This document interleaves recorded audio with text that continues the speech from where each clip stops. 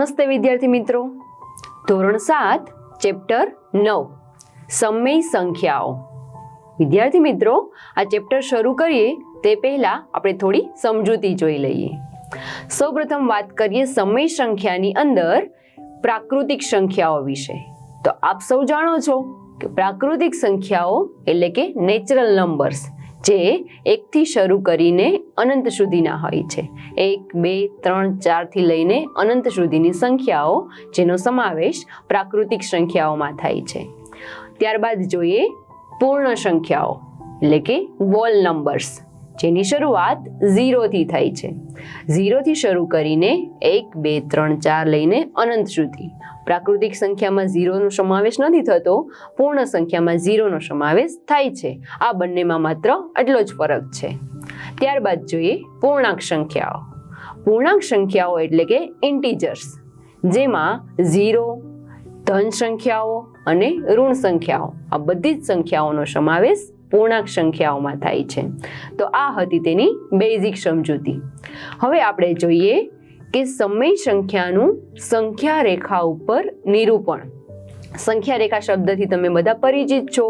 જો સંખ્યા રેખામાં સૌપ્રથમ પૂર્ણાંક સંખ્યાનું નિરૂપણ કરીશું. અહીંયા આપણી સમક્ષ એક સંખ્યા રેખા આપેલી છે.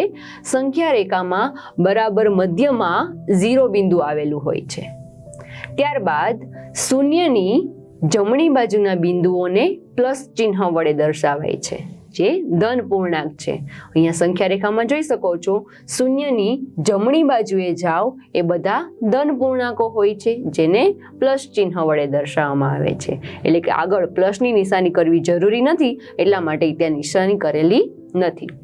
ત્યારબાદ શૂન્યની જો ડાબી બાજુએ જઈએ તો માઇનસ ચિહ્ન વડે દર્શાવવામાં આવે છે, જેને ઋણ પૂર્ણાંક કહેવામાં આવે છે. અહીં જોઈ શકાય છે કે શૂન્યની ડાબી બાજુએ જેમ આગળ વધી તે બધા ઋણ પૂર્ણાંકો છે, તે બધાની આગળ માઇનસની નિશાની જોવા મળે છે. તો આ છે સંખ્યા રેખાનું બેઝિક ખ્યાલ. હવે આપણે સંખ્યા રેખા ઉપર 1/2 નું નિરૂપણ કરીએ. જો પૂર્ણાંક સંખ્યા હોય તો સંખ્યા રેખા ઉપર આસાનીથી કહી શકાય કે 1, 2, 3, 4, -1, -2, -3, -4 એ આસાનીથી કહી શકાય છે. પરંતુ 1/2 એનું નિરૂપણ કરવું હોય તો જાણીએ છીએ આપણે કે 1/2 એ 0 અને 1 ની વચ્ચે આવે. કેમ કે 1/2 એ ધન પૂર્ણાંક છે, તો કે એ જમણી બાજુ આવતી હશે, અને અડધો 1/2 નો મતલબ અડધો, તો એ 0 અને 1 આ બંનેની વચ્ચે આવે. તો જો સંખ્યા રેખા ઉપર 0 અને 1 ની વચ્ચે 1/2 આવી રીતે દર્શાવવામાં આવે છે. ત્યારબાદ -1/2 આનું નિરૂપણ કરીએ તો -1/2 એ ઋણ પૂર્ણાંક છે, તો એ શૂન્યની ડાબી બાજુએ આવતો હશે.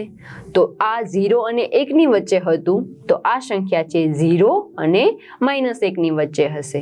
તો આકૃતિમાં જોઈ શકાય છે કે 0 અને -1 આની વચ્ચે -1/2 છે એ આવેલા છે.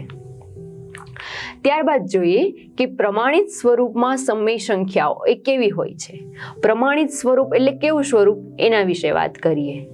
કે જે સમય સંખ્યાના અંશ ધન અથવા ઋણ હોઈ શકે, પરંતુ છેદ હંમેશા ધન સંખ્યા જ હોય છે, તથા અંશ અને છેદમાં કોઈ પણ સામાન્ય અવયવ હોતો નથી. એટલે કે અંશ છે એ ધન અથવા ઋણ હોઈ શકે, પરંતુ છેદ તો હંમેશા ધન જ હોવો જોઈએ.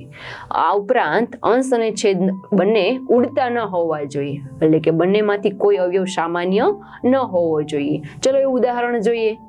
દાખલા તરીકે 3/5 આમાં બંને ધન પૂર્ણાંકો છે. 3 અને 5 બંનેના છેદ ઉડતા નથી, એટલે કે આ તેનું પ્રમાણિત સ્વરૂપ કહેવાય. બીજું ઉદાહરણ જોઈએ. -5/8 આમાં ધન અંશ છે એ ઋણ પૂર્ણાંક છે, પરંતુ છેદ છે એ તો ધન જ છે, અને આ બંનેના છેદ છે એ ઉડી શકતા નથી, એટલે કે આ છે એ પણ અપૂર્ણ, આ પણ છે એ પ્રમાણિત સ્વરૂપ કહેવામાં આવે છે.